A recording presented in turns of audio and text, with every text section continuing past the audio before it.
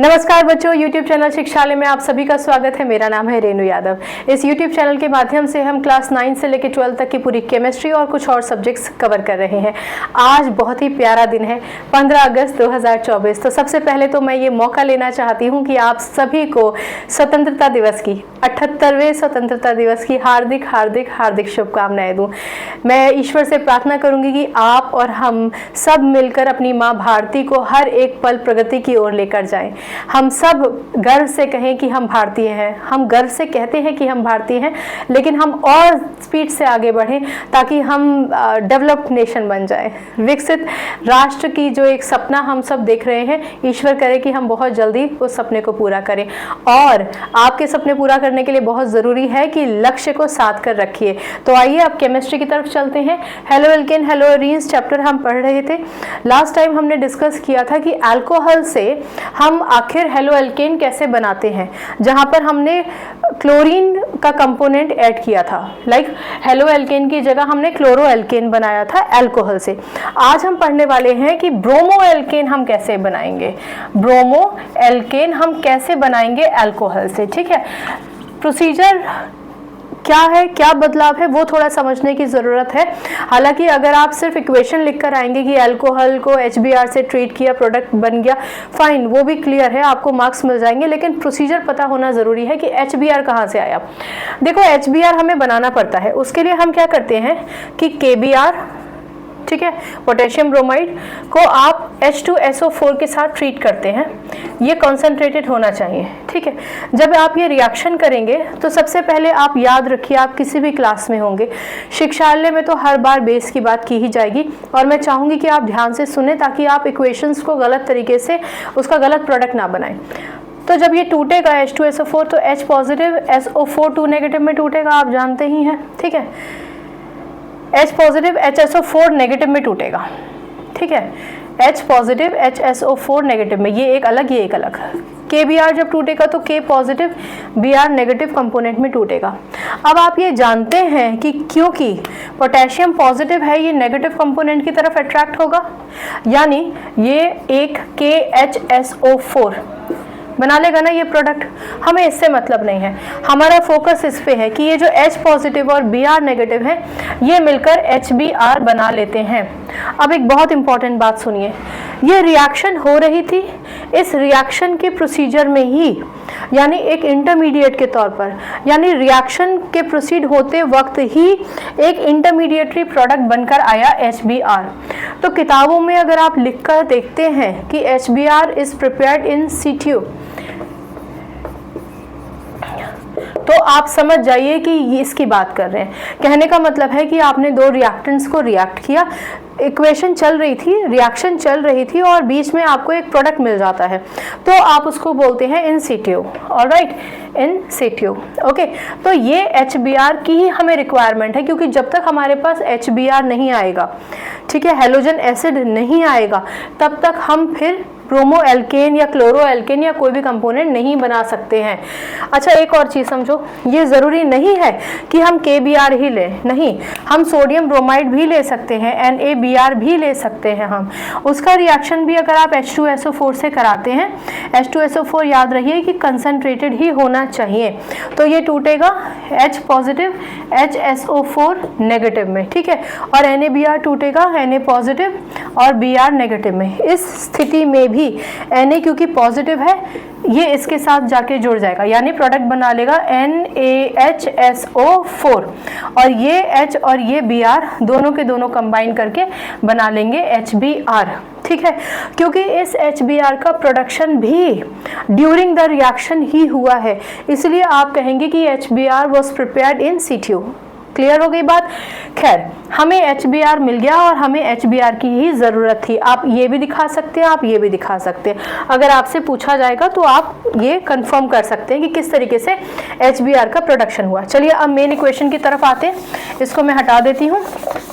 हम particularly bromo alkene बनाने की बात कर रहे हैं, इसलिए हमने KBr और NaBr से HBr बनाया था, राइट। चलिए, तो मैं एक अल्कोहल ले लेती हूँ, C2H5OH। C2H5OH को आप CH3CH2OH से भी शो कर सकते हैं, ये बात आप बहुत अच्छे से जानते हैं। ठीक है, चलिए अब हमने क्या किया, HBr हमें मिल गया था, चलो हमने HBr से रिएक्शन कराना शुरू कर दिया। ठीक है, मैं इसमें से एक चीज़ मिटा देती हूँ, ये मैं हटा देती हूँ, इसकी ज़रूरत नहीं है। राइट, अब फिर से वही, पहले जो आपका केमिकल कंपाउंड है ना उसको तोड़ दो तो इजीली प्रोडक्ट बना पाओगे। तो ये बन जाएगा C2H5 पॉजिटिव OH नेगेटिव, और ये क्या होगा H पॉजिटिव Br नेगेटिव। ठीक है ना, रिएक्शन होती है क्या है, रिएक्शन का मतलब ही क्या होता है कि एक कंपाउंड टूटेगा और किसी दूसरे कंपाउंड के साथ यूनियन करेगा। ठीक है ना, चलो तो अब क्या होता है, आप साफ साफ देख सकते हैं कि ये जो C2H5 है ये क्योंकि पॉजिटिव है और OH नेगेटिव से तो इसने विघटन कर लिया, उससे तो ये सेपरेट हो गया, तो डेफिनेटली OH से तो नहीं जुड़ेगा ना, तो ये जाके जुड़ जाएगा Br से, यानी आपका प्रोडक्ट बन जाएगा C2H5Br, और ये H positive OH negative definitely आपको H2O कंपोनेंट दे देंगे। ठीक है ना, तो ये बन गया ना आपका हेलो एल्केन। हेलो एल्केन क्यों,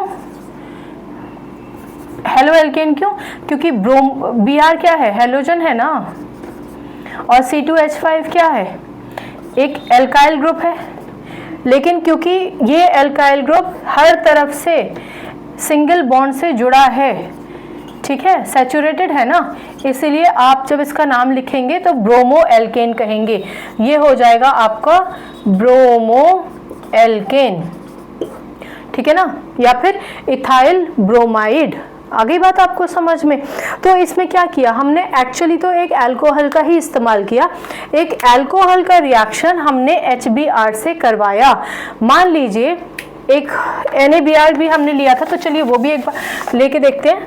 मान लीजिए आप C2H5OH का रिएक्शन NaBr से कराना चाहते हैं, क्योंकि आपने HBr से कराना चाहते हैं।